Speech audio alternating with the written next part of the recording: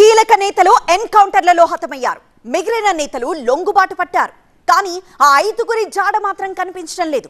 వాళ్ళు కూడా జనజీవన స్రవంతిలో కలిసిపోతే ఉద్యమం ముగిసినట్టే. దీంతో ఆ దిశగా ప్రయత్నాలు చేస్తున్నారు తెలంగాణ పోలీసులు.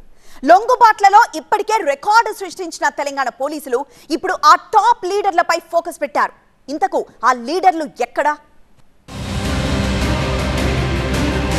మావోయిస్టులపై పోరాటంలో మరో భారీ విజయం సాధించారు తెలంగాణ పోలీసులు. తెలంగాణ డీజీపీ శివధర్ రెడ్డి ఎదుట 37 మంది మావోయిస్టులు లొంగిపోయారు. లొంగిపోయిన వారిలో 3 రాష్ట్ర కమిటీ సభ్యులు Koyyala Sambaiah alias Azad, Narayana alias Ramesh, Somda alias Erra ఉన్నారు. మిగతా 34 మంది మావోయిస్టులంతా ఛత్తీస్గఢ్ కు చెందిన వాళ్లు. వీరంతా తమ ఆయుధాలను కూడా పోలీసులకు అప్పగించారు.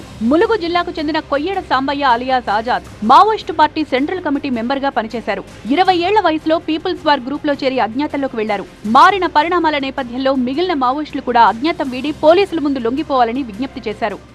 కామ్రేడ్స్ ఇప్పుడున్న పరిస్థితిని ఆలోచించి ఇటు గవర్నమెంట్ కావచ్చు, ఇటు డిపార్ట్మెంట్ కావచ్చు, జనజీవన స్రవంతిలో కలిసి పనిచేయాలని చెప్పి పిలుపునిస్తున్నది. ఆ పిలుపుకు అనుగుణంగా వస్తే బాగుంటుందని చెప్పి నేను కోరుతున్నాను. కేంద్ర ప్రభుత్వం చేపట్టిన ఆపరేషన్ కగార్తో party general secretary Nambala Keshavarao, Hidma సహా పలువురు అగ్రనేతలు ఎన్కౌంటర్లలో హతమయ్యారు. మల్లోజుల వేణుగోపాల్, ఆసన్న, చంద్రన్న లాంటి కీలక నేతలు లొంగిపోయారు. అయితే మిగిలిన మావోయిస్టు పార్టీ కీలక నాయకుల ఆచూకీ దొరకట్లేదు. దండకారణ్యంలో ఉంటూ 3 దశాబ్దాలకు పైగా అలు పెరగని పోరాటం చేసిన లీడర్లంతా ఎక్కడున్నారో ఎవరికీ అంతుచిక్కడం లేదు. ఉద్యమంలో కీలక పాత్ర పోషిస్తున్న తెలంగాణకు చెందిన ముప్పాళ్ల లక్ష్మణరావు అలియాస్ గణపతి, తిప్పిరి తిరుపతి అలియాస్ దేవ్జీ, మల్ల రాజిరెడ్డి అలియాస్ సంగ్రామ్, పాక హనుమంతు అలియాస్ గణేష్, బడే చొక్కారావు అలియాస్ దామోదర్ జాడ తెలియడం లేదు. వీళ్లు కూడా లొంగిపోవాలని కోరుతున్నారు పోలీసులు. బయటికి రాండి, మీకు ఎట్లాంటి ప్రాబ్లం ఉండదు, మీకు ఇట్లాంటి సమస్యలు ఉండవు, మీరు ఏ రకంగా బయటకు వస్తారన్నది మీ ఇష్టం. ఇట్లాంటి హెరాస్మెంట్ లేకుండా, సోకాల్డ్ వేధింపులను ఏం లేకుండా మిమ్మల్ని ఆహ్వానిస్తున్నాం. ముప్పాళ్ల లక్ష్మణరావు అలియాస్ గణపతి మావోయిస్టు ఉద్యమంలోకి వెళ్లి 50 ఏళ్లు దాటిపోయింది.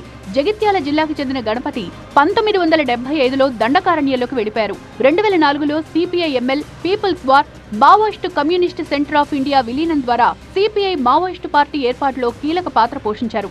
అనారోగ్య కారణాలతో పార్టీ చీఫ్ బాధ్యతల నుంచి వైదొలిగి నంబాల కేశవరావును జనరల్ సెక్రటరీని చేశారు. ఆ తర్వాత గణపతి ఎక్కడున్నాడు అనేది ఇప్పటికీ అంతుచిక్కని ప్రశ్నే.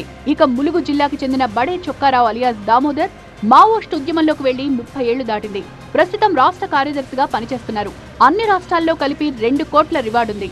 జగిత్యాల జిల్లా కోరట్లకు చెందిన తిప్పిరి తిరుపతి అలియాస్ దేవ్జీ మావోయిస్టు పార్టీలో చేరి 40 ఏళ్లు దాటింది. దేశంలో 3.6 కోట్ల అత్యధిక రివార్డు కలిగిన మావోయిస్టు లీడర్. ప్రస్తుతం పార్టీ జనరల్ సెక్రటరీగా పనిచేస్తున్నారు.